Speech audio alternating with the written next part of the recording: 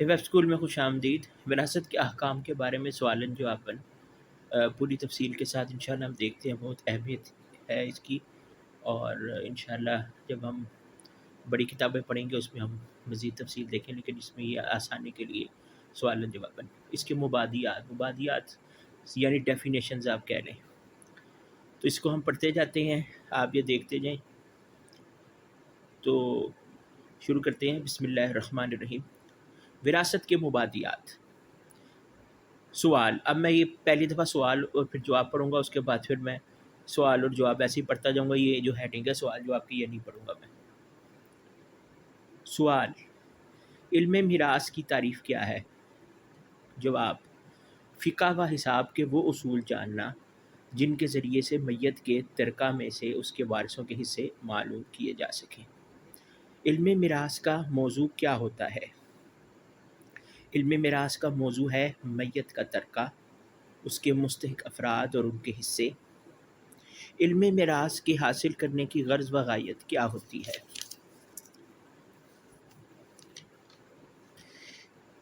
علم میراث حاصل کرنے کا مقصد یہ ہوتا ہے کہ ہر حقدار کو اس کا حق پہنچایا جائے۔ علم میراث کے حاصل کرنے کا حکم کیا ہے؟ علم میراث کا حاصل کرنا فرض کفایہ ہے، یعنی اگر کچھ مسلمانوں کو اس کا علم ہو جائے تو وہ باقیوں اس کی تعلیم دے سکتا ہے، جیسے کہ جہاد فرض کفایہ ہے، نماز جنازہ فرض کفایہ ہے، وہ عید کی نماز وغیرہ، اس طرح بہت سی چیزیں ہیں۔ اس کا علم جو ہے وہ ظاہر بات ہے کہ یہ سب سے ٹیکنیکل علم ہوتا ہے، ساتھ میں اگر کہیں پہ کوئی چیز مشکل ہوگی میں وضاحت بھی کرتا رہوں گا۔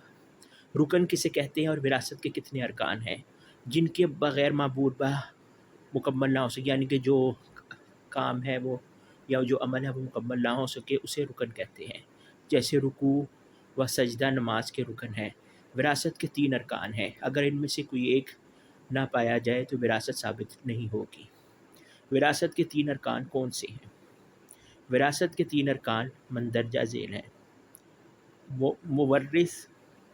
مورث یعنی کہ وارث بنانے والا، یعنی میت یا جو میت کے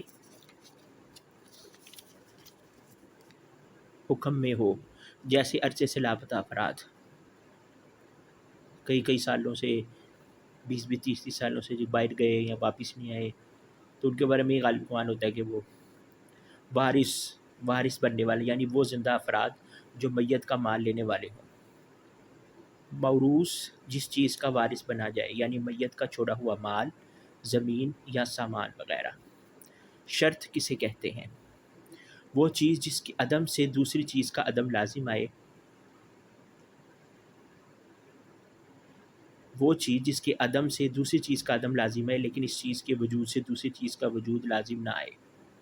مثلا وضو کے عدم سے نماز کا عدم لازم آتا ہے، لیکن وضو کے پائے جانے سے نماز کا پایا جانا لازم نہیں آتا۔ یہ ہم عام الفاظ میں بھی سمجھتے ہیں۔ تو وہ چیز جس کے عدم سے دوسری چیز کا عدم لازم آئے لیکن اس چیز کے وجود سے دوسری چیز کا وجود لازم نہ آئے، مثلا وضو کے عدم سے نماز کا عدم لازم آتا ہے۔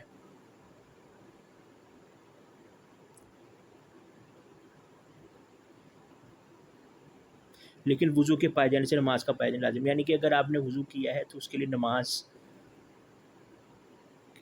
کے لیے وضو ضروری ہے، لیکن ضروری نہیں ہے کہ وضو آپ نے کیا تو آپ نے نماز کے لیے ہی، یعنی آپ نے وضو کر لیا تو آپ کو نماز کا ہی وہ ملے گا، کہ اگر آپ نے وضو کیا اور آپ نے نماز پڑھی ہے، اس طرح کر کے اس کی بات ہے۔ وراثت کی کتنی شرطیں ہیں؟ وراثت کی کتنی شرطیں ہیں؟ وراثت کی 3 شرطیں ہیں جو مندرجہ ذیل ہیں۔ میت کی موت کے وقت وارث کا حقیقتاً یا حکماً زندہ ہونا شرط ہے۔ حکماً کی مثال جیسے حمل ہے۔ میت کی موت کا حقیقتاً یا حکماً ثابت ہونا شرط ہے، حکماً کی مثال جیسے لاپتہ ہونا۔ وراثت کے ممانع سے کوئی مانع نہ پایا جائے، یعنی یہ 3 ہیں شرطیں وراثت کی۔ میت کی موت کے وقت میت کے موت کے وقت وارث کا حقیقتاً یا حکماً زندہ ہونا شرط ہے۔ حکماً کی مثال جیسے حمل ہے،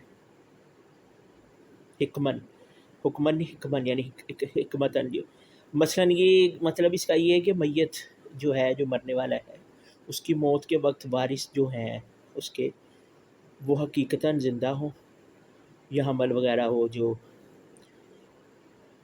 اس کی بیوی وغیرہ کو۔ میت کی دوسرے نمبر پہ یہ شرط ہے کہ میت کی موت کا حقیقتاً اور حکماً ثابت ہونا شرط ہے، جیسے لاپتہ ہونا، جیسے ہم نے پیچھے پڑھا، اور وراثت کے ممانع سے کوئی مانع نہ پایا جائے۔ اور اس کے علاوہ جو دوسرے اس سے روکنے والی چیزیں ہیں، ممانع ہیں، جن سے منع جسے ہم کہتے ہیں، اسے روکنے والی کہ جس سے یہ وراثت کی جو شروط ہیں، شرطیں ہیں، وہ ختم ہو جاتی ہیں۔ ممانع کسے کہتے ہیں؟ ممانع معنی کی جمع جس کے لغوی معنی رکاوٹ یا پردے کی ہیں، اہل میراث کے نزدیک، یعنی کہ وراثت کے جو احکام ہیں اس کے اہل علم کے نزدیک۔ اس سے مراد وہ اسباب ہے جن کی وجہ سے کوئی وارث وراثت سے محروم ہو جاتا ہے۔ وراثت سے معنی کتنے اسباب ہیں؟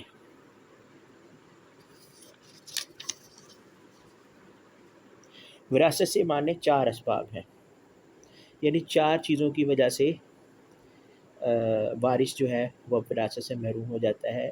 پہلی چیز غلام ہونا، اگر وہ غلام ہے تو وراثت سے محروم ہو جائے گا جب تک وہ آزاد نہ ہو۔ قتل ہونا، اب میں ساتھ تھوڑی وضاحت بھی کر رہا ہوں جہاں پہ چیزیں ہیں، ویسے انہوں نے سب وضاحت کی ہوئی ہے۔ قتل اختلاف دین کی وجہ سے، یہ ولد الزنا یعنی کہ جو حرام طریقے سے جو بچہ جنا جائے، زنا کے ذریعے سے ولد الزنا کہتے ہیں۔ غلام سے کیا مراد ہے؟ دوران جنگ غیر مسلم گرفتار ہونے والے افراد غلام کہلاتے ہیں، ویسے مسلمان بھی ہوتے تھے اس میں۔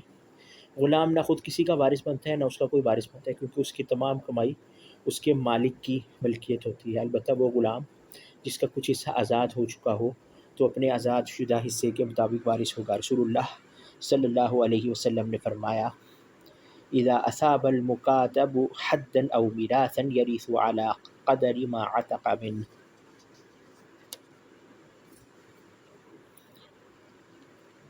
اور جب مکاتب اور غلام حد یا میراث کو پہنچے تو وہ آزاد شدہ حصے کے مطابق وارث بنایا جائے گا۔ یہ حدیث سنن ابو داؤد کتاب الدیات حدیث 4582 اور جامع ترمذی کتاب البیوع حدیث 1259 میں موجود ہے۔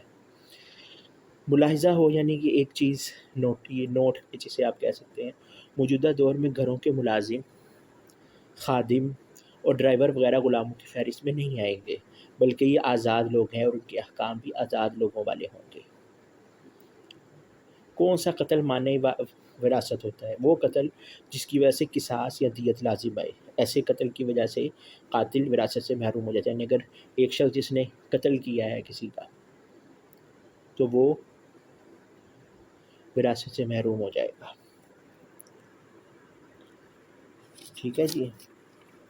اس کے بعد جیسے کہ اس کی حدیث میں وضاحت ہے، جو کہ سنن ابو داؤد کتاب الدیات حدیث 4564 اور جامع ترمذی کتاب البیوع حدیث نمبر 2109 میں ہے۔ حدیث یہ ہے کہ لا یرث القاتل شیئا، قاتل کسی چیز کا وارث نہیں بن سکتا۔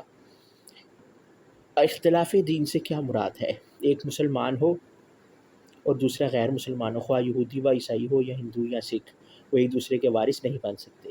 رسول اللہ صلی اللہ علیہ وسلم نے فرمایا، لا یرث المسلم الکافر ولا الکافر المسلم، مسلمان کافر کا اور کافر مسلمان کا وارث نہیں ہو سکتا۔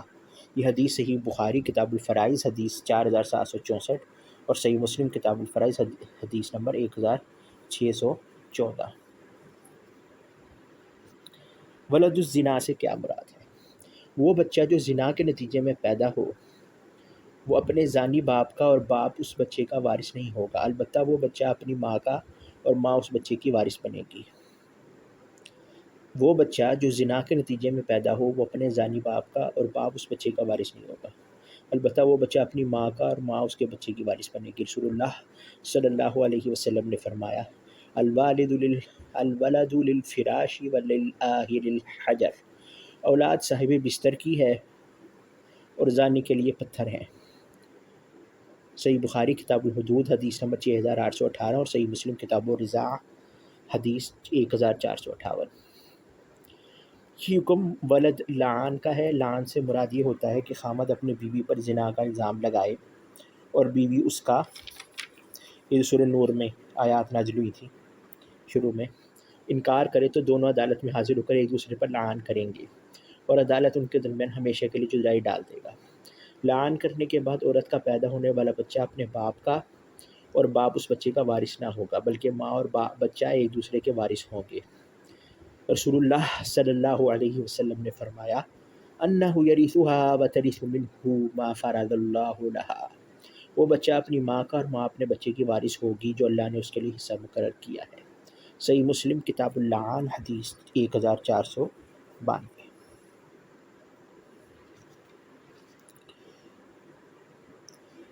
وراثت کے کتنے اسباب ہیں؟ وراثت کے مندرجہ ذیل 3 سبب ہیں، جن میں سے کسی ایک کے پائے جانے کی وجہ سے ایک شخص دوسرے کا وارث بنایا جاتا ہے۔ نسبی قرابت، نکاح، ولا۔ نسبی قرابت سے کیا مراد ہے؟ وہ خونی رشتہ داری جس کی وجہ سے ایک دوسرے کا وارث بنا جاتا ہے، اس کا تعلق میت کی فروش سے ہو، جیسے بیٹا بیٹی یا پوتا پوتی، یا اصول سے ہو جیسے والدین یا ان کے والدین یا ان کا تعلق اطراف سے ہو۔ یہ مختلف ٹرمز ہیں، جیسے بھائی، چچا یا ان کی اولاد۔ اللہ تعالیٰ نے فرمایا وَلِكُلٍّ جَعَلْنَا مَوَالِيَ مِمَّا تَرَكَ الْوَالِدَانِ وَالْأَقْرَبُونَ، اور ہر مال میں جو والدین اور قریبی رشتہ دار چھوڑ جائیں ہم نے حقدار مقرر کیے ہیں۔ سورۃ النساء آیت نمبر 33۔ نکاح سے کیا مراد ہے؟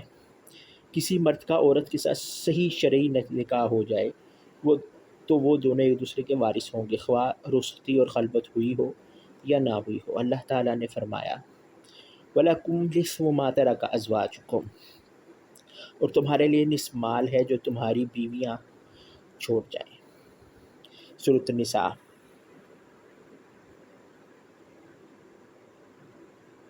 اور اس طرح مرد کا بھی اس کے حساب سے پھر آتا ہے جو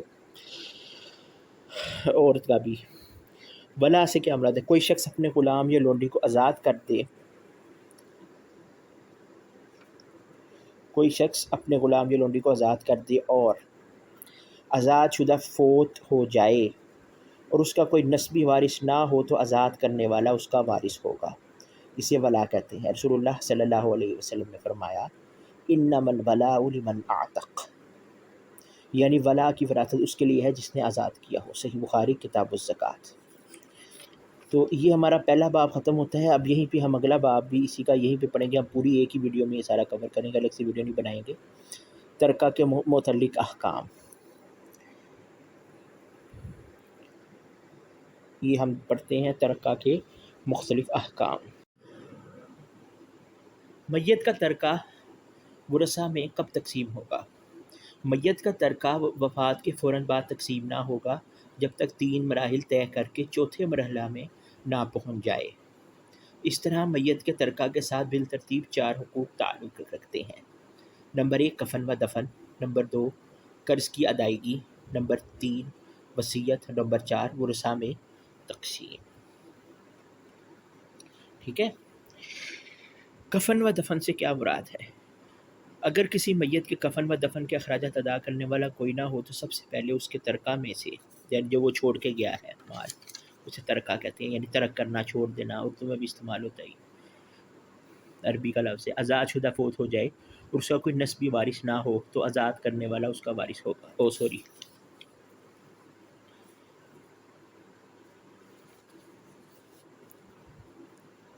پہلی چیز کیا ہے کہ اگر کسی میت کے کفن و دفن کے اخراجات ادا کرنے والا کوئی نہ ہو تو سب سے پہلے اس کا ترکہ میں سے بلا افراط و تفریط، یعنی کہ نہ زیادتی کی جائے گی نہ کمی کی جائے گی۔ مناسب افراد کہتے ہیں، جیسے اردو میں ہم پڑھتے ہیں افراط زر ہو گئے، مہنگائی کو افراط زر کہتے ہیں، تو وہ یہیں سے نکلا ہے، زیادتی کسی چیز کی، اور تفریط کہتی ہے کسی چیز کی کمی۔ اور عام طور پہ یہ بولا جاتا ہے کہ اسلام میں افراط و تفریط نہیں ہے، کسی بھی چیز میں افراط و تفریط نہیں ہونی چاہیے، یعنی کہ زیادتی بھی نہیں ہونی چاہیے اور کمی بھی نہیں ہونی چاہیے۔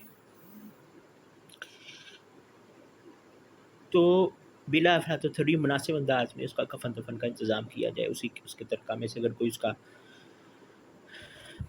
قرض کی ادائیگی سے کیا مراد ہے؟ میت کے ذمے جتنا قرض ہے اسے ادا کیا جائے، ہر حال میں یہ ضروری ہے، خواہ ادائیگی قرض میں تمام ترکہ صرف ہو جائے۔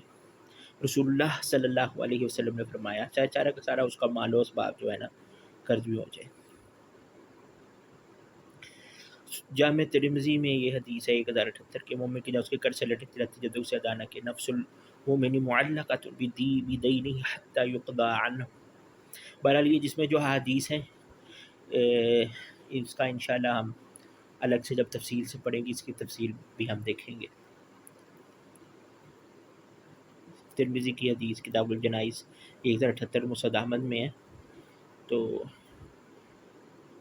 ان کی سند پہ بھی ہم انشاءاللہ دیکھیں گے۔ بہرحال ساتھ ساتھ میں آپ کو اس کے حوالے دیتا جا رہا ہوں۔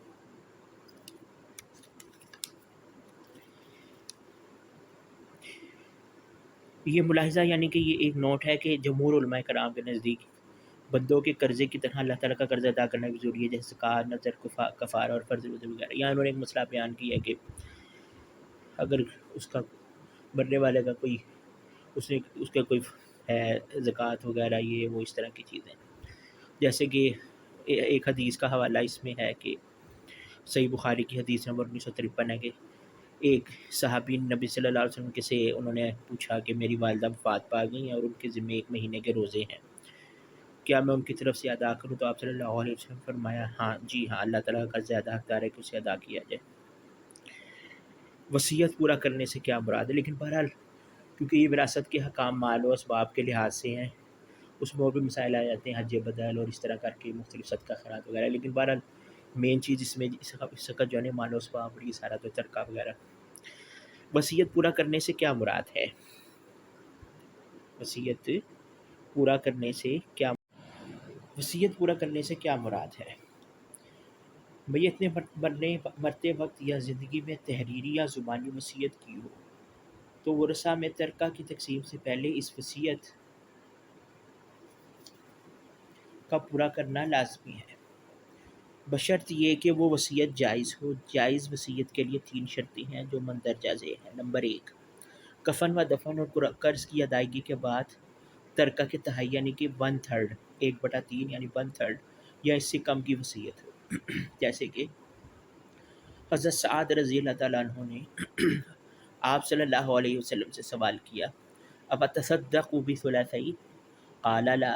یہ ضرورت تھوڑی سی لمبی حدیث ہے لیکن اس میں یہ جو مسئلہ بیان ہوا وہ یہ ہے، اب تصدق بثلثی قال لا قال فبشطر قال لا قال فالثلث قال الثلث والثلث کثیر۔ کیا میں اپنے مال کا 2/3 حصہ صدقہ کر دوں؟ صحابی نے پوچھا، آپ صلی اللہ علیہ وسلم فرمایا نہیں۔ انہوں نے عرض کی آدھے حصے کا؟ آپ نے فرمایا نہیں۔ یعنی یہ ترک وراثت کے مال کی بات ہو رہی ہے، انہوں نے یعنی جو بھی ان کے پاس مال تھا اس وقت، آدھے حصے کا آپ نے فرمایا نہیں۔ انہوں نے عرض کی پھر 1/3 حصہ کر دو یعنی 1/3۔ آپ صلی اللہ علیہ وسلم فرمایا 1/3 کا صدقہ کر دے، لیکن یہ بھی زیادہ معلوم ہوتا ہے، یعنی یہ بھی زیادہ ہے۔ یہ صحیح بخاری باب مناقب الانصار حدیث نمبر 3936 اور سنن ابو داؤد کی حدیث نمبر کتاب الوصایا حدیث 2864۔ اچھا، وصیت کے بارے میں جو کتاب ہے اس میں ہے یہ ابو داؤد میں۔ پھر دوسری حدیث جو ہے وہ بھی صحیح بخاری کی ہے اور وہ ہے کتاب الوصایا حدیث 2743، جس میں اللہ کے نبی صلی اللہ علیہ وسلم نے وصیت کی، صحابی کو کہا، نصیحت کی، لو غض الناس الى الربع لان رسول اللہ صلی اللہ علیہ وسلم قال، مطلب کہ وہ دوسری حدیث ہے، سوری یہ حدیث میں یعنی کہ مزید وضاحت ہے کہ عبداللہ بن عباس رضی اللہ عنہما مشہور صاحب ان کا قول ہے یہ، سوری وہ میرا اس وقت دھیان چلا گیا تھا کہ وہ اس سے بھی ریلیٹڈ تھی۔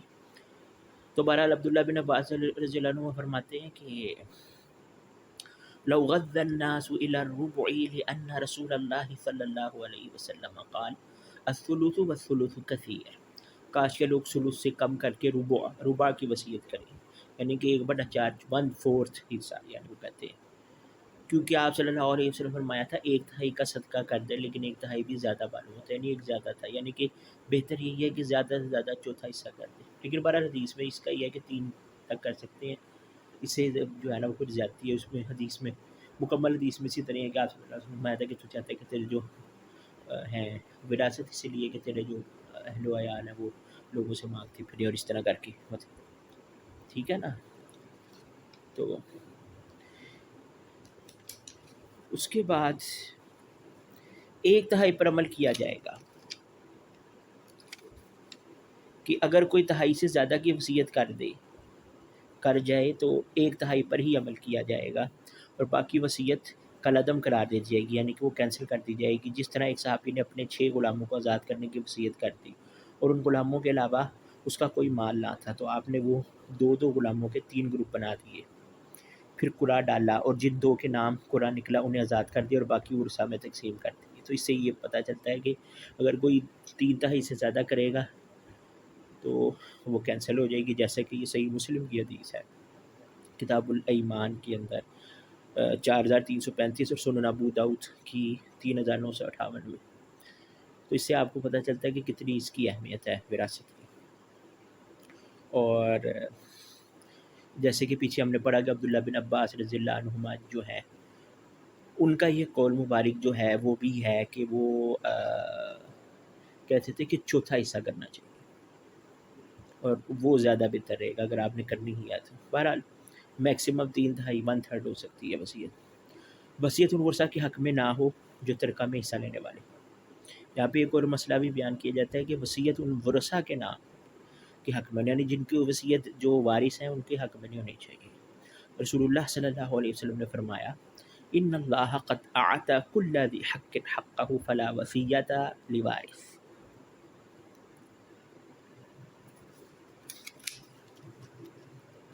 یہ سنن ابو داؤد کی 3565 نمبر حدیث اور ترمذی کی کتاب الوصایا حدیث 2120 ہے۔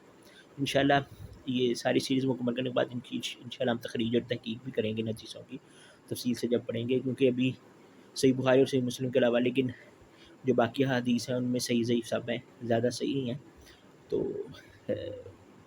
ساتھ ہم حوالہ اور نمبر وغیرہ دے رہے ہیں۔ یقیناً اللہ تعالیٰ نے ہر حقدار کا حق مقرر کر دیا ہے، اب کسی وارث کے لیے وصیت کرنا جائز نہیں ہے۔ اگر کوئی اپنے ورثہ کے متعلق وصیت کر جائے تو مذکورہ حدیث کے مطابق اس پر عمل نہ ہوگا، یعنی ورثہ کے لیے وصیت نہیں، یہ اس کے علاوہ وصیت ہے، یعنی جو وارث ہوں گے ان کو وصیت نہیں کی جاتی۔ البتہ اگر تمام ورثہ راضی ہوں تب اس پر عمل کیا جا سکتا ہے، جیسے کہ بعض روایات میں یہ چیز ملتی ہے کہ بشرط صحت کہ اگر یہ صحیح ہے کہ رسول اللہ صلی اللہ علیہ وسلم کی طرف یہ منسوب قول لا تجوز وصیۃ لوارث الا ان یشاء الورثہ، کسی وارث کو وصیت کرنا جائز نہیں الا یہ کہ تمام ورثہ راضی ہوں۔ یہ تلخیص الحبیر اور دارقطنی وغیرہ میں یہ حدیث موجود ہے بشرط صحت، تو انشاءاللہ اس کی تحقیق ہم دیکھیں گے۔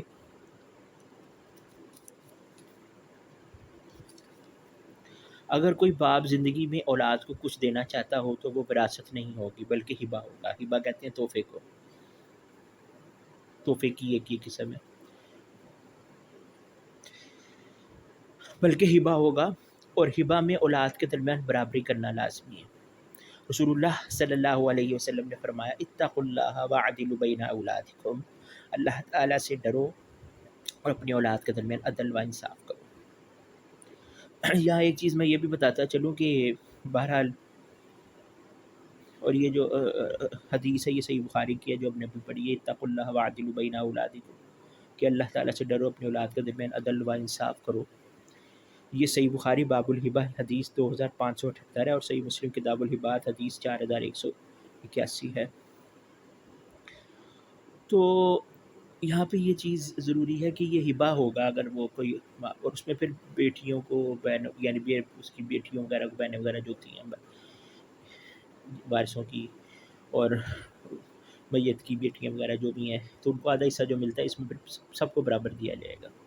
لیکن چونکہ اصل جو مقصد ہے جو قرآن میں یا حدیث میں اور جو وراثت کا مقصد وہ وفات کے بعد ہی ہوتا ہے، اس لیے زندگی میں ویسے اس کا وہ ہو سکتا ہے، لیکن بعض اس کا بہرحال، کیونکہ وہ مقصد اصل یہ ہے نا، اس لیے بہرحال اس میں یہ ایک میں نے چیز بتا دیا۔ پھر نمبر 3 چیز جو ہم پڑھ رہے ہیں اس کی تسلسل میں، وصیت کسی حرام و ممنوع کام کی نہ ہو، یعنی وصیت جو نہیں کی جا سکتی وہ ہم پڑھ رہے ہیں۔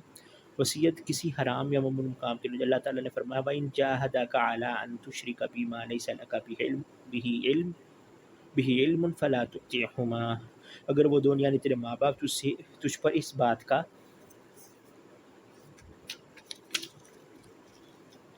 دباؤ ڈالیں کہ تو میرے ساتھ شرک کرے گا جس کا تجھے کوئی علم ہی نہیں، تو ان کی بات مت ماننا۔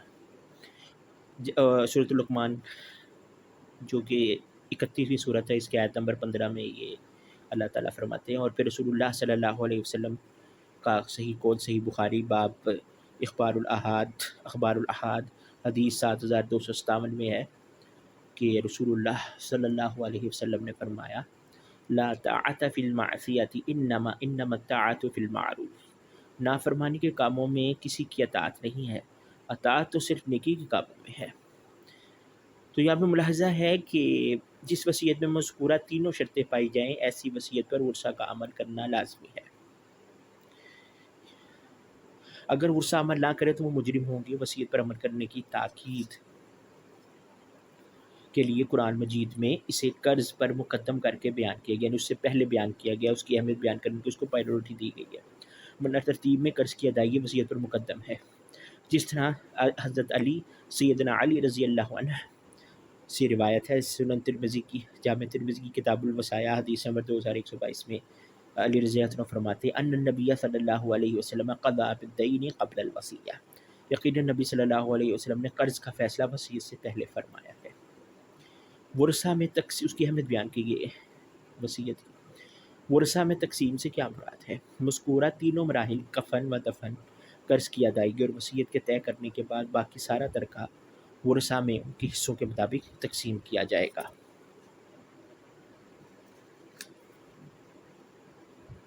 ورثہ کتنی قسم کے ہوتے ہیں؟ ورثہ 3 قسم کے ہوتے ہیں۔ نمبر 1 اصحاب الفرائض۔ اصحاب الفرائض سے مراد وہ ورثہ ہوتے ہیں جن کے حصے کتاب و سنت میں متعین کر دیے گئے ہیں۔ عصبات، یہ عصبہ کی جمع ہے، عصبات، اس سے مراد وہ ورثہ ہوتے ہیں جو میت کے قریبی رشتہ دار ہوتے ہیں لیکن ان کے حصے مقرر بات متعین نہیں ہوتے، جیسے کہ قرآن میں جو اوپر اصحاب الفرائض ہیں جن کی حصے اللہ نے مقرر کر دیے لیکن ان کے حصے دوسرے نمبر والوں کے مقرر نہیں ہوتے، بلکہ اصحاب الفرائض کی عدم موجودگی میں تمام مال لیتے ہیں، یا اصحاب الفرائض کے فرض حصوں کے بعد بچ جانے والا جو مال ہوتا ہے وہ ان کو ملتا ہے۔ ذو الارحام، میت کے وہ قریبی رشتہ دار جو اصحاب الفرائض اور عصبات میں سے نہ ہوں، جیسے ماموں، خالہ، پھوپھی وغیرہ۔ میت کے ورثہ میں وراثت تقسیم کی ترتیب کیا ہوتی ہے؟ سب سے پہلے میت کے اصحاب الفرائض کو ان کے مقررہ حصے دیے جائیں گے، یعنی جو وارث ہوں گے اس کے۔ اصحاب الفرائض کی عدم موجودگی میں یا اصحاب الفرائض کے مقررہ حصہ لینے کے بعد جو ترکہ بچ جائے وہ عصبات کو دیا جاتا ہے، جس کی تفصیل آگے آ رہی ہے۔ اگر کسی میت کے اسبا میں سے کوئی نہ ہو تو اصحاب الفرائض سے بچا ہوا مال پھر انہی پر ان کے حصوں کے مطابق رد کیا جاتا ہے، یعنی لوٹا دیا جاتا ہے، ان کو ہی دے دیا جاتا ہے، سوائے خامند و بیوی کے، کیونکہ ان کو صرف مقررہ حصہ ہی ملتا ہے۔ اگر کسی میت کے اصحاب الفرائض اور عصبات میں سے کوئی بھی نہ ہو تو تب مال ذو الارحام کو دیا جاتا ہے، جس کی تفصیل آگے آ رہی ہے۔ اگر کسی میت کا یہ ملاحظہ ہے کہ اگر کسی میت کا کوئی وارث نہ ہو تو اس کا ترکہ اسلامی حکومت کے بیت المال میں جمع ہو جائے گا۔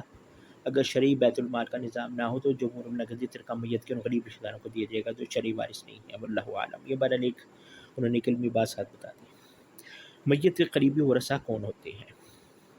اب یہ یہاں پہ جو آگے چیزیں آئیں گی وہ ظاہری بات ہے موٹی موٹی چیزیں ہیں، تو جہاں پہ وضاحت کی ضرورت ہوگی میں بتا دوں گا۔ میت کے قریبی ورثہ کون ہوتے ہیں؟ میت کے قریبی ورثہ اصحاب فرائض و عصبات میں سے درج ذیل ہوتے ہیں: اولاد، والدین، خاوند و بیوی، بہن، بھائی، چچا۔ ٹھیک ہے۔ میت کی اولاد کی وراثت، چچا وغیرہ، میت کی اولاد کی وراثت کیسی ہوگی؟ فوت ہونے والے مرد یا عورت کی اولاد کی 4 ممکنہ صورتیں ہیں۔ ایک بیٹی صرف، یعنی اس کی اولاد کی مختلف صورتیں کیا ہو سکتی ہیں کہ ایک بیٹی ہوگی اس کی صرف، ایک سے زیادہ بیٹیاں صرف بیٹے و بیٹیاں اور بیٹے صرف، یعنی کہ یہاں صرف بیٹی ہوگی یا صرف ایک بیٹی ہوگی یا پھر ایک سے زیادہ بیٹیاں ہوں گی لیکن صرف بیٹیاں ہوں گی، بیٹے اور بیٹی ہوں گی یا صرف بیٹے ہی ہوں گے سارے۔ اگر میت کی صرف ایک بیٹی ہو، یہ اب جو وضاحت ہو رہی ہے قرآن میں فیصد ہے، اس لیے ہم اس کو سیدھا سے پڑھیں گے، اس میں وضاحت یعنی کہ یہ واضح ہے۔ اگر میت کی صرف ایک بیٹی ہو تو کل جائیداد کا نصف حصہ یعنی 1/2 ہاف اس کو مل جائے گا۔ اللہ تعالیٰ نے فرمایا وَإِنْ كَانَتْ وَاحِدَةً فَلَهَا النِّصْفُ، سورۃ النساء جو کہ چوتھی صورت ہے، اس کے آیت نمبر 11 میں اللہ تعالیٰ فرماتے ہیں یعنی اس کا کوئی بیٹا نہیں ہے، صرف ایک بیٹی ہی ہے اس کے وارثوں میں، تو اس کو آدھا مل جائے۔ اگر بیٹی اکیلی ہو تو اسے اولاد میں سے اگر بیٹی اکیلی ہو تو اسے آدھا حصہ مل جائے گا، جیسے اللہ تعالیٰ نے فرمایا وَإِنْ كَانَتْ وَاحِدَةً فَلَهَا النِّصْفُ، ٹھیک ہے۔ نمبر 2 یہ کہ اگر اس ایک سے زائد صرف بیٹیاں ہوں تو انہیں 2/3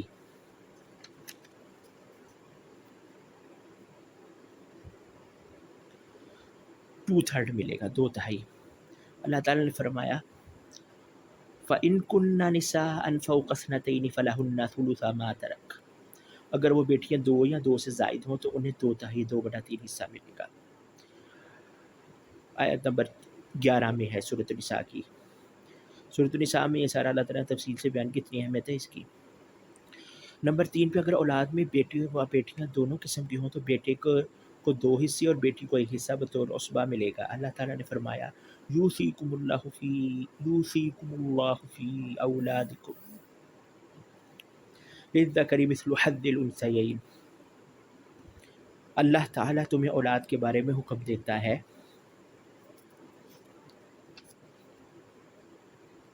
کہ مذکر کے لیے مؤنث کی نسبت 2 حصے ہیں، یعنی کہ مرد کے لیے لڑکے کے لیے لڑکی نسبت 2 حصے ہیں۔ سورۃ النساء کے آیت نمبر 11 میں اللہ تعالیٰ نے یہ فرمایا۔ نمبر 4 ہے اگر اولاد میں صرف بیٹے ہوں تو وہ بطور عصبہ مان لیں گے، یعنی اصحاب الفرائض کو دینے کے بعد جو بچے گا وہ تمام بیٹوں کے لیے ہوگا۔ رسول اللہ صلی اللہ علیہ وسلم نے فرمایا الحقوا الفرائض بأہلها فما بقی فهو لأولی رجل ذکر، مقررہ حصے حقدار کو دے دو، پس جو باقی بچ جائے اس کا مردوں میں سے قریبی زیادہ حقدار ہے۔ صحیح بخاری کتاب الفرائض حدیث نمبر 6735۔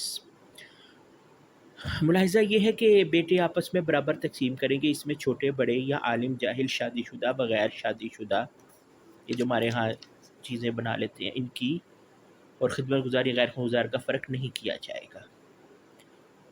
پوتے اور پوتیاں بھی اولاد میں شامل ہوتے ہیں، ان کی وراثت کیسے ہوگی؟ وراثت کا اصول یہ ہے کہ قریبی کی موجودگی میں بعید والا یعنی دور والا محروم ہو جاتا ہے۔ اسی طرح جس کی وجہ سے کوئی میت کا رشتہ دار بنے، خود اس کی موجودگی میں پیچھے والا وارث نہیں بن سکتا۔ اس لیے میت کے بیٹے یا ایک سے زیادہ بیٹیوں کی موجودگی میں پوتے اور پوتیاں محروم ہو جاتے ہیں، البتہ اگر صرف ایک بیٹی ہو تب پوتی یا پوتیوں کو چھٹا 1/6 حصہ دیا جاتا ہے تاکہ بیٹی و پوتی دونوں کا حصہ ملا کر 2/3 مکمل ہو جائے، کیونکہ مؤنث یعنی فیمیل اولاد میں 2/3 سے زیادہ مال نہیں کیا جا سکتا۔ چنانچہ عبداللہ بن مسعود رضی اللہ عنہ فرماتے ہیں قضى النبي صلی اللہ علیہ وسلم لابنة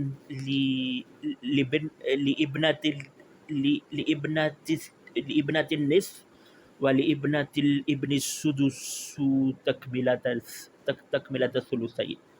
صحیح بخاری میں کتاب الفرائض حدیث نمبر 6736 میں رسول اللہ صلی اللہ علیہ وسلم نے فیصلہ فرمایا کہ بیٹی کے لیے نصف اور پوتی کے لیے چھٹا حصہ تاکہ 2/3 مکمل ہو جائے۔ کیا بیٹی کی موجودگی میں یتیم پوتے کو بھی وراثت نہ ملے گی؟ جی ہاں، بیٹی کی موجودگی میں پوتے کو وراثت نہیں ملے گی۔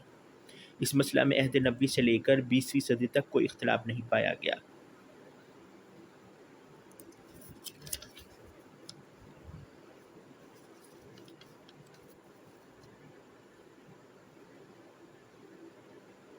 اور اس میں تمام مذاہب مسلمانوں کے حنفیہ، مالکیہ، شافعیہ، جو فقہ کے اور حنابلہ اہل حدیث وغیرہ حنابلہ شیعہ ظاہریہ سب متفق ہے، چنانچہ رسول اللہ صلی اللہ علیہ وسلم کا واضح فرمان ہے الحق الفرائض باہلھا فما بقی فہو لاولی رجل ذکر۔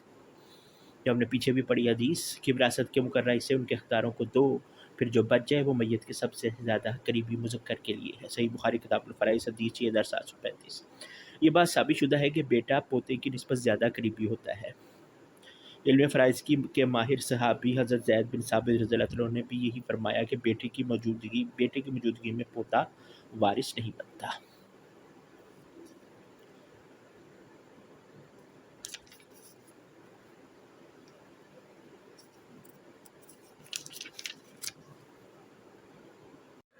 پوتے پوتیوں کو زیادہ حصہ ملنا چاہیے تھا، حالانکہ اس کا کوئی بھی قائل نہیں ہے۔ البتہ اسلام نے 3 پوتے پوتیوں کے فقر و بے چارگی کا یہ حل فرمایا ہے کہ دادا ان کے بارے میں کل مال کے تہائی 1/3 حصے کی وصیت کر سکتا ہے اپنی زندگی میں، یعنی جبکہ بیٹے و بیٹی کو وصیت نہیں کر سکتا۔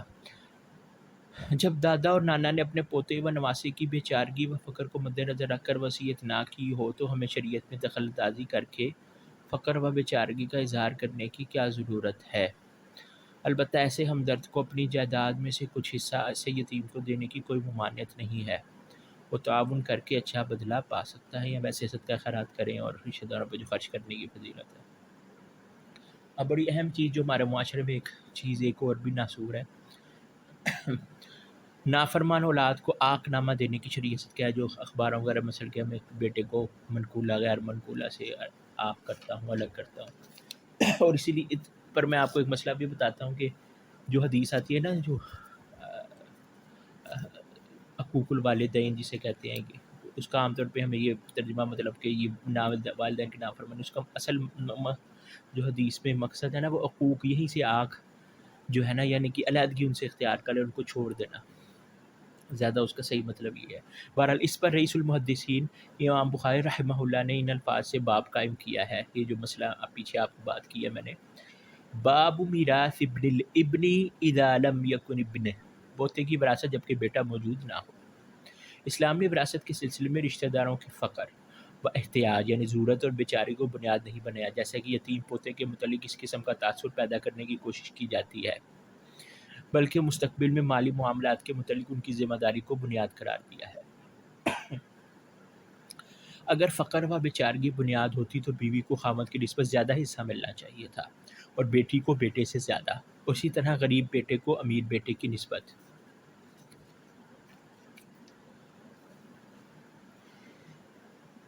زیادہ حصہ ملنا چاہیے تھا، حالانکہ اس کا کوئی بھی قائل نہیں ہے۔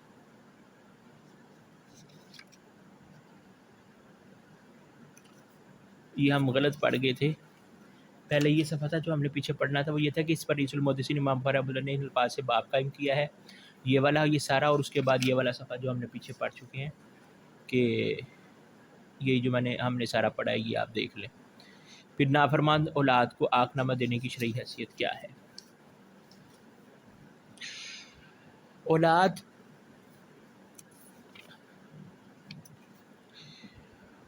یا قریبی رشتہ داروں کو نافرمانی کی وجہ سے وراثت سے محروم کرنے کے لیے عاق نامہ جاری کر دینے سے وہ وراثت سے محروم نہیں ہو سکتے کسی صورت میں بھی۔ یہ اللہ تعالیٰ کے وضع کردہ ضابطۂ وراثت کے بالکل خلاف ہے۔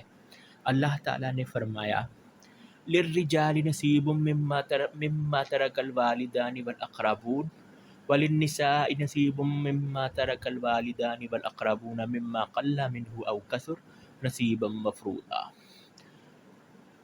مردوں کے لیے اس مال میں سے حصہ ہے جو والدین اور رشتہ دار چھوڑ جائیں، اور عورتوں کے لیے بھی اس مال میں سے حصہ ہے جو والدین اور رشتہ دار چھوڑ جائیں، خواہ مال تھوڑا ہو یا زیادہ، اس میں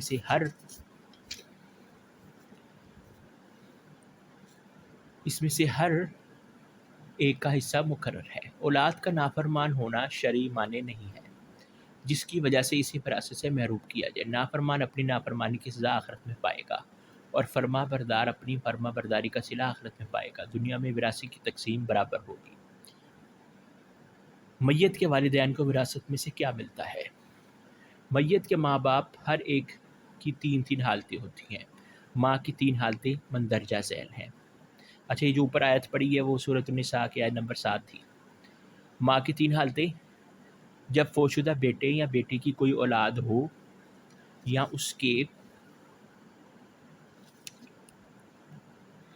ایک سے زائد بہن بھائی ہوں تو اس کی ماں کو ترکہ میں سے چھٹا 1/6 حصہ ملے گا۔ اللہ تعالیٰ نے فرمایا فَإِن كَانَ لَهُ إِخْوَةٌ فَلِأُمِّهِ السُّدُسُ، اگر میت کے بہن بھائی ہوں تو اس کی والدہ کے لیے چھٹا ہوگا، حصہ ہوگا۔ نمبر 2، یعنی دوسری صورت کیا ہے؟ یہ بھی آیت سورۃ النساء، میں نے آپ کو بتایا نا سورۃ النساء میں ہی زیادہ یہ تفصیل سے بیان ہوگا، بلکہ اس میں 11 نمبر آیت تھی جو بھی پڑھی ہم نے۔ جب میت کے مذکورہ دونوں قسم کے وارث اولاد یا ایک سے زائد بہن بھائی نہ ہوں تو اس کی ماں کو کل مال کا تہائی 1/3 حصہ ملے گا۔ اللہ تعالیٰ نے فرمایا فَإِن لَّمْ يَكُن لَّهُ وَلَدٌ وَوَرِثَهُ أَبَوَاهُ فَلِأُمِّهِ الثُّلُثُ، اگر اس کی اولاد نہ ہو اور اس کے وارث والدین بن رہے ہوں تو اس کی والدہ کے لیے تہائی یعنی کہ 1/3 1/3 حصہ ہے۔ یہ بھی سورۃ النساء ہے، آیت نمبر 11۔ جب میت کے ورثہ میں سے تیسری حالت، جب میت کے ورثہ میں سے والدین کے ساتھ صرف خاوند یا بیوی ہو تو خاوند و بیوی کا حصہ دینے کے بعد ماں بقی یعنی کہ جو بکے گا کا تہائی حصہ ماں کو دیا جائے گا۔ اس مسئلہ عمریہ تعین کہا جاتا ہے کیونکہ اس کا فیصلہ سب سے پہلے حضرت عمر نے کیا تھا، ان کے دور میں یہ واقعہ ہوا تھا۔ اس کی صرف 2 صورتیں ممکن ہیں: جب ورثہ میں خاوند ماں اور باپ ہو، جب ورثہ میں بیوی ماں اور باپ ہو۔ ٹھیک ہے، یہ ذرا ٹیکنیکل چیزیں لیکن اب اس کو بار بار دیکھیں گے، بار بار سنیں گے تو سمجھ آ جائے گی۔ میت کی دادی و نانی کو وراثت میں سے کیا ملتا ہے؟ میت کی دادی و نانی کو ترکہ میں سے چھٹا 1/6 حصہ ملتا ہے، بشرط یہ کہ میت کی والدہ موجود نہ ہو، کیونکہ والدہ کی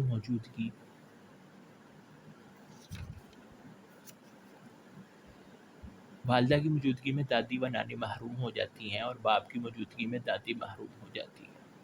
البتہ نانی وارث بنتی ہے، جس طرح مغیرہ بن شعبہ رضی اللہ تعالیٰ عنہ فرماتے ہیں کہ آپ صلی اللہ علیہ وسلم نے جد یا نانی کو چھٹا حصہ دیا تھا۔ جامع ترمذی کتاب الفرائض حدیث 2101 اور سنن ابو داؤد 2894۔ ملاحظہ یہ ہے کہ اگر دادی و نانی میں سے ایک ہو تو وہ اکیلی چھٹا حصہ لے گی، اگر دونوں ہوں تب بھی ان کو چھٹا حصہ ملے گا اور وہ آپس میں برابر تقسیم کر لیں گی۔ میت کے باپ کی 3 حالتیں کون سی ہیں؟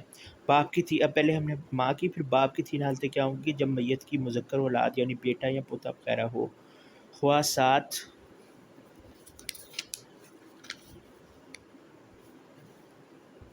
بیٹی پوتی ہو یا نہ ہو تو باپ کو ترکہ میں سے صرف چھٹا 1/6 حصہ ملے گا۔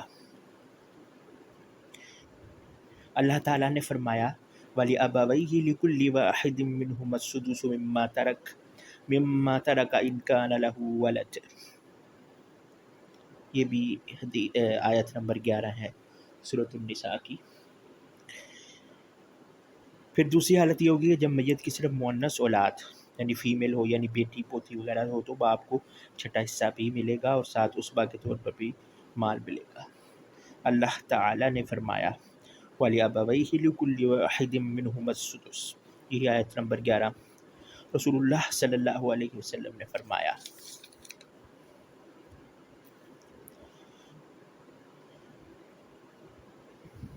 وَمَا بَقِيَ فَلِلْأَوْلَى رَجُلٍ ذَكَرٍ، جو بچ جائے تو اس کا مردوں میں سے قریبی زیادہ حقدار ہے۔ صحیح بخاری کتاب الفرائض حدیث 6735۔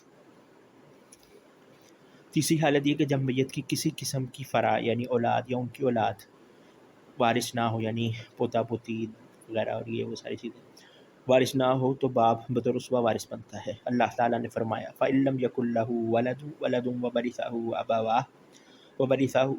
أَبَوَاهُ فَلِأُمِّهِ الثُّلُثُ، یہ بھی آیت نمبر 11 ہے۔ آیت 11 میں بہت تفصیل سے، اور اگر میت کی اولاد نہ ہو اور اس کے وارث والدین ہی ہوں تو اس کی والدہ کو تہائی حصہ ملے گا، تہائی حصہ۔ تیسرا 1/3۔ ملاحظہ واضح ہے کہ ماں کو تہائی حصہ دینے کے بعد باقی 2/3 باپ کو بطور اسبہ ملے گا۔ میت کے دادا کو وراثت میں سے کیا ملتا ہے؟ باپ کی عدم موجودگی میں دادا وارث بنتا ہے اور باپ والی مذکورہ تینوں حالتیں دادا پر جاری ہوتی ہیں۔ میت کا نانا کب وارث بنتا ہے؟ نانا جد فاسد ہے اور جد فاسد ذوالارحام میں ہوتا ہے، اور ذوالارحام اس وقت وارث بنتے ہیں جب میت کے اصحاب فرائض اور اس بات میں سے کوئی بھی وارث نہ ہو، اس لیے ان کی موجودگی میں نانا محروم رہے گا۔ کوئی عورت فوت ہو جائے تو اس کے خامند کو وراثت میں سے کیا ملے گا؟ خامند کی اپنی بیوی کی وراثت میں دو حالتیں ہوتی ہیں۔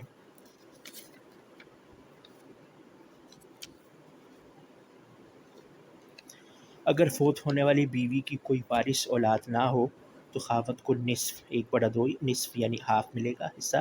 اللہ تعالیٰ نے فرمایا وَلَكُمْ نِصْفُ مَا تَرَكَ أَزْوَاجُكُمْ إِن لَّمْ يَكُن لَّهُنَّ وَلَدٌ، اور تمہاری بیویوں کی اولاد نہ ہو تو ان کے ترکہ میں سے تمہارے لیے نصف ہوگا۔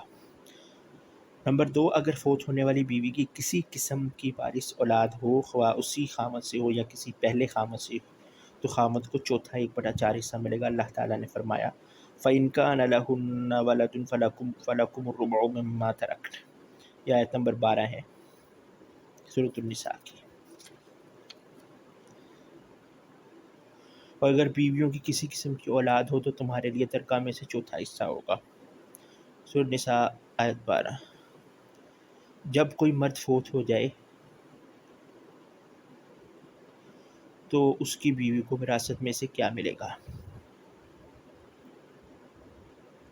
بیوی کی اپنے خامد کی وراثت میں دو حالتیں ہوتی ہیں۔ پہلی حالت کیا ہے کہ اگر فوت ہونے والے خامد کی کوئی وارث اولاد نہ ہو تو بیوی کو چوتھا حصہ ملے گا۔ اللہ تعالیٰ نے فرمایا وَلَهُنَّ الرُّبُعُ مِمَّا تَرَكْتُمْ إِن لَّمْ يَكُن لَّكُمْ وَلَدٌ، اور اگر تمہاری اولاد نہ ہو تو ان بیویوں کے لیے تمہارے ترکہ میں سے چوتھا حصہ ہوگا۔ یہ بھی آیت نمبر 12 میں ہے۔ اگر فوت ہونے والے خامد کی کسی قسم کی وارث اولاد ہو تو بیوی کے لیے 8واں حصہ 1/8 8واں حصہ ہوگا۔ اللہ تعالیٰ نے فرمایا فَإِن كَانَ لَكُمْ وَلَدٌ فَلَهُنَّ الثُّمُنُ مِمَّا تَرَكْتُمْ، اور اگر تمہاری کسی قسم کی اولاد ہو تو ان بیویوں کے لیے تمہارے ترکہ میں سے 8واں حصہ ہوگا۔ خامند اور بیوی کی وراثت کا سلسلہ کب قائم ہوتا ہے؟ شرعی نکاح ہونے پر وراثت کا سلسلہ قائم ہو جاتا ہے، خواہ رخصتی ہوئی ہو یا نہ ہوئی ہو۔ غیر شرعی نکاح سے وراثت ثابت نہیں ہوتی، مثلاً زنا، متع، حلالہ وغیرہ۔ اسی طرح رجعی طلاق کی عدت کے اندر خامند بیوی میں کوئی فوت ہو جائے تو دوسرا اس کا وارث بنے گا۔ اگر کسی مرد کی ایک سے زائد بیویاں ہوں تو ان کی وراثت کا کیا طریقہ کار ہوگا؟ بیوی ایک ہو یا زائد، وراثت میں مذکورہ حصہ ہی ملے گا، یعنی اولاد کی عدم موجودگی میں چوتھا حصہ اور اولاد کی موجودگی میں 8واں حصہ۔ اگر بیویاں زیادہ ہوں تو وہ آپس میں برابر تقسیم کر لیں گی۔ بہن و بھائی کتنی قسم کے ہوتے ہیں؟ ہر ایک کی تعریف کیا ہے؟ بہن و بھائی 3 قسم کے ہوتے ہیں، حقیقی، قدری، مادری۔ حقیقی وہ بہن بھائی جن کے ماں اور باپ ایک ہی ہوں، انہیں سگے یا حقیقی بہن بھائی کہا جاتا ہے۔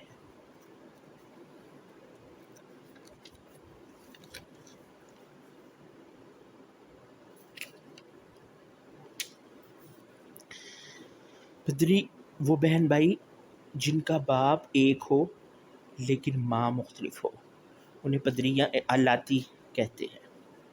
اب جیسے کہ انبیاء کے بارے میں کہا گیا کہ الاتی بھائی جو بنی اسرائیل کے اور رسول اللہ صلی اللہ علیہ وسلم بھی، یعنی کہ باپ ان کا ایک ابراہیم علیہ السلام، اور اس طرح بہرحال مادری وہ بہن بھائی جن کی ماں ایک ہی ہو لیکن باپ مختلف ہوں، انہیں مادری یا اخیافی کہتے ہیں۔ بہن و بھائی کب وارث بنتے ہیں؟ جب میت کی مذکر فرع یعنی کہ میل وارث یعنی بیٹا پوتا وغیرہ نہ ہو، اور نہ ہی مذکر یعنی اصل یعنی باپ دادا وغیرہ ہوں، تب بہن و بھائی وارث بنتے ہیں۔ البتہ اگر صرف مونث فرع وارث یعنی بیٹی و پوتی وغیرہ ہو تب بہن بھائی بطور عصبہ وارث بنتے ہیں۔ حقیقی بہن بھائی کی وراثت کیسے ہوتی ہے؟ حقیقی بہن بھائی کی 4 ممکنہ صورتیں بنتی ہیں۔ اکیلی بہن صرف، ایک سے زائد بہنیں صرف، بہن و بھائی اور بھائی صرف۔ اگر میت کی صرف ایک حقیقی بہن ہو تو اسے نصف 1/2 ملے گا۔ اللہ تعالیٰ نے فرمایا ان امرؤ ہلک لیس له ولد وله اخت فلها نصف ما ترک۔ یہ آخری آیات سورہ نساء کی آخری آیات میں سے ہے 176 نمبر. اگر کوئی آدمی فوت ہو جائے اور اس کی اولاد نہ ہو اور اس کی ایک بہن ہو تو اسے اس کے ترکہ سے نصف ملے گا. اس آیت کا ترجمہ یہ. پھر دوسری صورت اگر میت کی ایک سے زائد حقیقی بہنیں ہوں تو انہیں 2/3 ملے گا. اللہ تعالیٰ نے فرمایا فَإِنْ كَانَتْ اثْنَتَيْنِ فَلَهُمَّا الثُّلُثَانِ مِمَّا تَرَكَ فَلَهُمَا الثُّلُثَانِ مِمَّا تَرَكَ. اگر بہنیں 2 یا 2 سے زیادہ ہوں تو ان کے لیے ترکہ میں سے 2/3 ہوگا. نمبر 3 جب بہن و بھائی دونوں ہوں تو بھائی کو بہن کی نسبت 2 گنا ملے گا اور بطور عصبہ وارث ہوں گے. اللہ تعالیٰ نے فرمایا وَإِنْ كَانُوا إِخْوَةً رِجَالًا وَنِسَاءً فَلِلذَّكَرِ مِثْلُ حَظِّ الْأُنْثَيَيْنِ. اور اگر وہ بھائی بہنیں مرد و عورتیں ملے جلے ہوں تو مذکر کو مؤنث کی نسبت 2 حصے ملیں گے. سورہ نساء آیت نمبر 176. اوپر والی بھی یہ بھی. چوتھی سورہ اگر صرف بھائی ہوں تو وہ بطور عصبہ وارث بنیں گے اور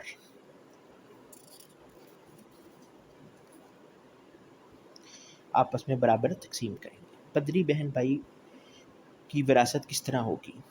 پدری بہن بھائی کی وراثت کا انداز بھی مذکورہ حقیقی بہن بھائی کی طرح ہی ہے، لیکن پدری بہن بھائی کو وراثت اس وقت ملتی ہے جب حقیقی نہ ہو. حقیقی بھائی کو کی وجہ سے پدری یا پدری جو بھی بالکل محروم ہو جاتے ہیں. البتہ اگر حقیقی بہن صرف ایک ہو تو پھر پدری بہنوں کو چھٹا حصہ 2/3 کو مکمل کرنے کے لیے دیا جاتا ہے. مادری بہن و بھائی کو وراثت کس انداز میں دی جاتی ہے؟ مادری بہن و بھائی کے وراثت بننے کی صورت میں 2 حالتیں ہوتی ہیں.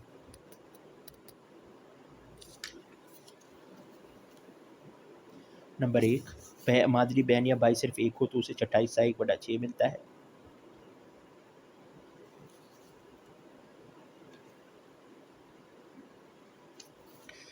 اللہ تعالیٰ نے فرمایا وَإِنْ كَانَ رَجُلٌ يُورَثُ كَلَالَةً أَوِ امْرَأَةٌ وَلَهُ أَخٌ أَوْ أُخْتٌ فَلِكُلِّ وَاحِدٍ مِّنْهُمَا السُّدُسُ. آیت نمبر 12 سورۃ النساء کی. اگر کوئی فوت ہونے والا مرد یا عورت کلالہ ہو جس کا اصل یا فرع میں سے کوئی نہ ہو، یعنی اس کا یہ مطلب ہے کلالہ کا، اور اس کا ایک بھائی یا بہن ہو تو ہر ایک کو چھٹا حصہ ملے گا. نمبر 2 اگر ایک سے زیادہ ہوں خواہ بھائی ہوں یا بہنیں تو ان کے لیے تہائی حصہ 1/3 ہوگا. اللہ تعالیٰ نے فرمایا فَإِنْ كَانُوا أَكْثَرَ مِنْ ذَلِكَ فَهُمْ شُرَكَاءُ فِي الثُّلُثِ.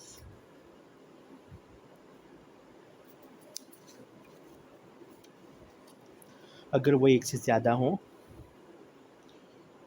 تو وہ 2/3 حصہ میں شریک ہوں گے. یہاں پہ ایک بات نوٹ کرنے والی یہ ہے کہ مکمل اصول وراثت میں مذکر و مؤنث کے حصوں میں فرق ہے، سوائے مدری بہن و بھائیوں کے جو مذکر و مؤنث کا حصہ برابر ہوگا. چچا وارث کب بنتا ہے؟ جب میت کے قریبی عصبہ میں سے کوئی نہ ہو، یعنی میت کا بیٹا، باپ، بھائی وغیرہ میں کوئی نہ ہو تو تب چچا بطور عصبہ وارث بنتا ہے، جیسے آگے وضاحت آ رہی ہے. کون سے چچا عصبہ بنتے ہیں؟ حقیقی چچا عصبہ بنتے ہیں، اگر حقیقی نہ ہو تو پدری چچا عصبہ بنتے ہیں. البتہ مادری چچا عصبہ نہیں بنتے بلکہ وہ ذو الارحام میں سے ہوتے ہیں.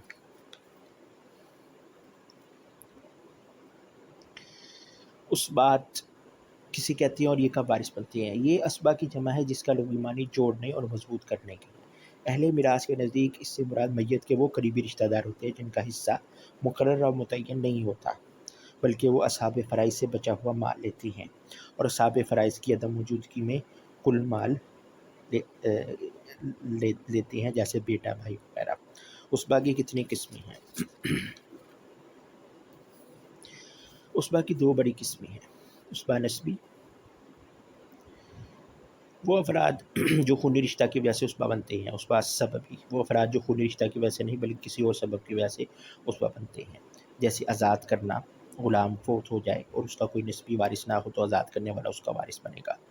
رسول اللہ صلی اللہ علیہ وسلم نے فرمایا انما الولاء لمن اعتق، ولا آزاد کرنے والے کے لیے ہوتا ہے. صحیح بخاری کتاب الولیوء حدیث 2156. عصبہ نسبی کی مزید کتنی قسمیں ہیں؟ ہر ایک کی وضاحت ہم دیکھتے ہیں. عصبہ نسبی کی 3 قسمیں ہیں جو یہ ہیں: عصبہ بالنفس، عصبہ بالغیر، عصبہ مع الغیر. یہ تھوڑی سی مشکل ہے لیکن آپ اس کو بار بار دیکھیں گے، تھوڑا سا غور کریں گے تو انشاءاللہ سمجھ آ جائے گی.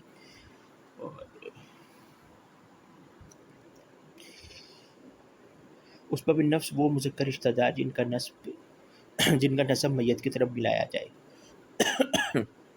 تو درمیان میں کسی مؤنث کا واسطہ نہ آئے. ان کی بالترتیب 4 اطراف ہوتی ہیں. بیٹی کی طرف اس سے مراد میت کا بیٹا، اس کی عدم موجودگی میں پوتا، پھر پڑ پوتا. باپ کی طرف اس سے مراد میت کا باپ، اس کی عدم موجودگی میں دادا، پھر پڑدادا. اور نمبر 3 بھائی کی طرف اس سے مراد میت کا بھائی، اس کی عدم موجودگی میں بھتیجا. چچا کی طرف اس سے مراد میت کا چچا، اس کی عدم موجودگی میں چچا کا بیٹا. اسباب الغیر، ہر وہ مؤنث جس کا حصہ مقرر ہو اور اپنے بھائی کے ساتھ ملنے کی وجہ سے اسبا بن جائے. اور یہ 4 فرد ہیں: بیٹی، پوتی، پڑپوتی، حقیقی بہن، پدری بہن. ان میں ترکہ للذکر مثل حظ الانثیین کے مطابق تقسیم ہوتا ہے. نمبر 3 اسبا مع الغیر، ہر وہ مؤنث جو کسی دوسری مؤنث کی وجہ سے اسبا بنے. اس میں صرف حقیقی بہن اور پدری بہن آتی ہیں جس وقت بیٹی یا پوتی کے ساتھ مل کر آئیں. اس بات میں وراثت کی تقسیم کا اصول کیا ہے؟ اس بات کی وراثت میں مندرجہ ذیل اصول مد نظر رکھے جاتے ہیں. اسبہ بالنفس کی پہلی قسم یعنی بیٹے والی طرف کو وراثت میں سب سے مقدم کیا جاتا ہے. اگر یہ قسم نہ ہو تو دوسری قسم، پھر تیسری اور پھر چوتھی قسم کا اعتبار کیا جاتا ہے. اس اسبہ کو وراثت میں مقدم کیا جاتا ہے جو درجہ میں میت کے قریب ہو. مثلا بیٹا وراثت میں پوتے سے مقدم ہوگا، قوی قرابت والا ضعیف قرابت والے سے مقدم ہوگا. مثلا حقیقی بھائی وراثت میں پدری بھائی سے مقدم ہوگا. رسول اللہ صلی اللہ علیہ وسلم نے فرمایا ان اعیان بنی الام یتوارثون دون بنی العلات، بلا شبہ پدری کے علاوہ حقیقی بہن و بھائی وارث ہوں گے. اور آخری ٹاپک، تقریباً آخری ہم اینڈ پہ جا رہے ہیں. یہ مختصر ہے لیکن جامع کافی سمجھنے کے لیے. ذوالارحام کسی کہتے ہیں اور یہ وارث کب بنتے ہیں؟ وہ قریبی رشتہ دار جو اصحاب فرائض یا اسبات میں سے نہ ہوں انہیں ذوالارحام کہتے ہیں، جیسے ماموں، خالہ اور پھوپھی وغیرہ. ذوالارحام کے وارث بننے کے لیے 2 شرطیں ہیں: میت کے اصحاب فرائض ورثہ میں سے کوئی موجود نہ ہو سوائے زوجین کے، یعنی میاں بیوی کے، کیونکہ اصحاب میاں یا بیوی میں سے زوجین کے، کیونکہ اصحاب فرائض کو فرضی حصہ دینے کے بعد بچا ہوا مال لینے والا کوئی اس بات میں سے نہ ہو تو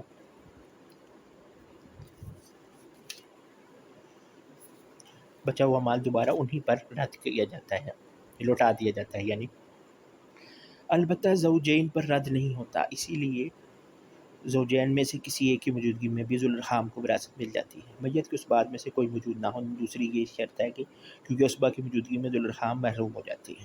ذوالارحام کی کتنی قسمیں ہیں اور ان میں ترتیب تقسیم کیا ہوگی؟ ذوالارحام کی 4 قسمیں ہیں.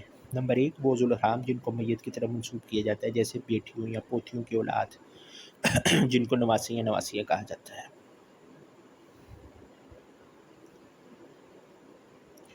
نمبر 2 وہ ذوالارحام کے میت کو ان کی طرف منسوب کیا جاتا ہے، جیسے جد فاسد یعنی نانا یا دادی کا باپ وغیرہ، یا جد فاسد یعنی نانے کی ماں وغیرہ. نمبر 3 وہ ذوالارحام جن کو میت کے والدین کی طرف منسوب کیا جاتا ہے، جیسے بہنوں کی اولاد یا حقیقی یا پدری بھائیوں کی بیٹیاں وغیرہ. وہ ذوالارحام جن کی میت کے دادا یا دادی کی طرف منسوب کیا جاتا ہے، جیسے ماموں، خالہ اور پھوپھی وغیرہ. ذوالارحام میں وراثت کی تقسیم میں مذکورہ ترتیب کا لحاظ رکھا جائے گا، یعنی سب سے پہلے قسم اول کو وراثت دی جائے گی، ان کے عدم موجودگی میں قسم ثانی، اور پھر قسم ثالث، اور پھر قسم رابع یعنی چوتھی قسم کی طرف جایا جائے گا. اگر قسم اول میں متعدد ذوالارحام جمع ہو جائیں تو جو نسب میں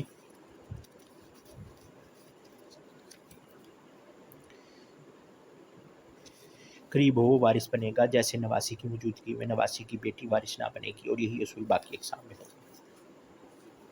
اور آخری ٹاپک ہمارا حجب. حجب سے کیا مراد ہے؟ حجب کی اقسام کتنی؟ حجب کا لغوی معنی روکنے یا پردہ کرنے کی ہیں، اور اہل میراث کی اصطلاح میں کسی وارث کو دوسرے وارث کی وجہ سے اس کے کل یا بعض حصے سے محروم کر دینے کو حجب کہتے ہیں. اس کی 2 قسمیں: حجب نقصان، حجب حرمان. حجب نقصان کسی وارث کا دوسرے وارث کے